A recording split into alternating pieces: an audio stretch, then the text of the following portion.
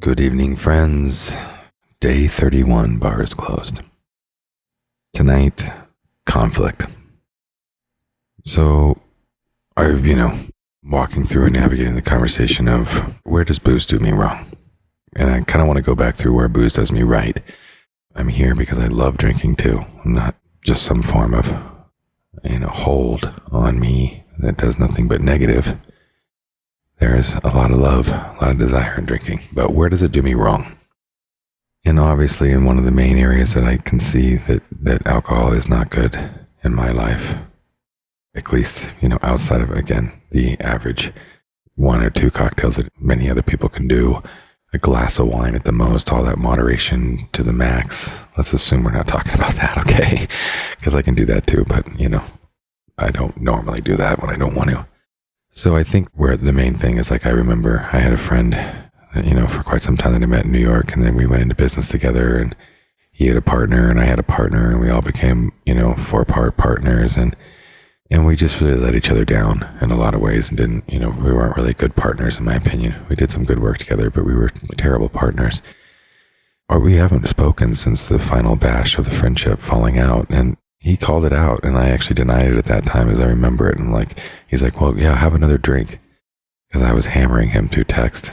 In my opinion, my response wasn't really meant to be a lie. It was meant to be, this has nothing to do with me drinking. It has everything to do with me being pissed off and saying what I really want to fucking say to you. But, in the end, I said it through the lens of my booze. I probably, at that point, was so pissed off and drunk that I had one eye open, and I was texting and hammering him with that information, and we both just said, fuck it, there's no point in having this friendship or partnership anymore, and we haven't spoken since. Now we have kept up with each other a little bit. I remember checking in with him at the beginning of the pandemic, and we keep it with each other's family a little bit and so on. So, and that's just one example, but there was, as I look back, there are a number of points where my ability to deal with conflict, and that had a lot to do also with my emotional body at that time. And a lot of what I've talked about earlier on in the show, and we'll kind of come back to, not as an excuse, but that grief, that imposter syndromes, that paranoia, that fear, that underlying anxiety that ruled me, then add alcohol.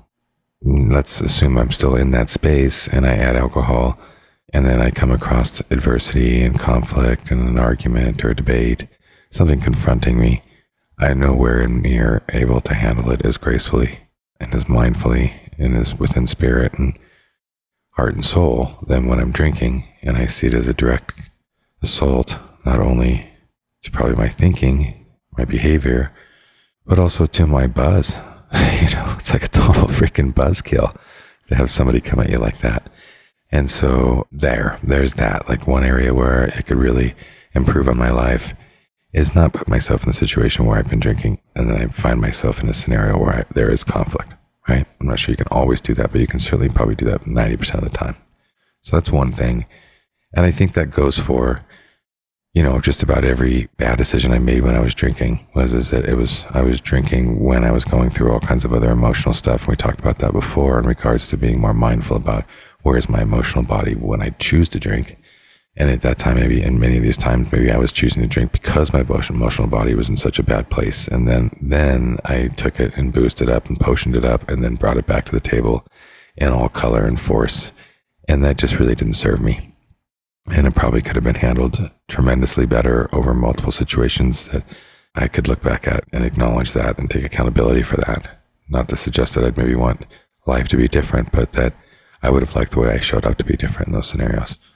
And I think that's true for anything that I could do going forward, right? If I'm stressed, if I'm pissed off, if I'm frustrated, if I'm not just observing, but I'm engaged and I've got expectations, and then I get into a situation where there's conflict, a debate, or struggle of some sort that is coming about. If I'm sober, I can walk into that with a lot more grace. And when I'm drinking, unless I really course correct myself, which is what I'm trying to even do now, so I can find myself in the future if I'm drinking, to be able to do that kind of course correct, to have some more tools that if and when I choose to drink and how I choose to drink, selectively or otherwise, that I can make these better decisions as I'm doing it, so I'm a more responsible drinker at minimum, right?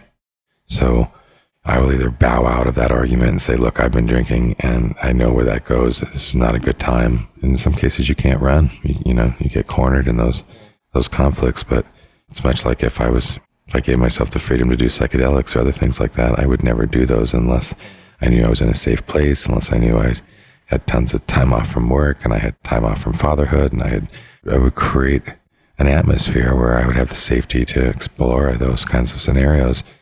I think alcohol has to fall very much in the same category.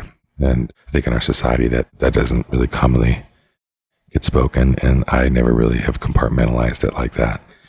But I can say day 31, alcohol gets compartmentalized. It's like any other potion.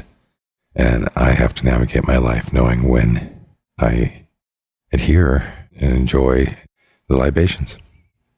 All right, day 31. Good night.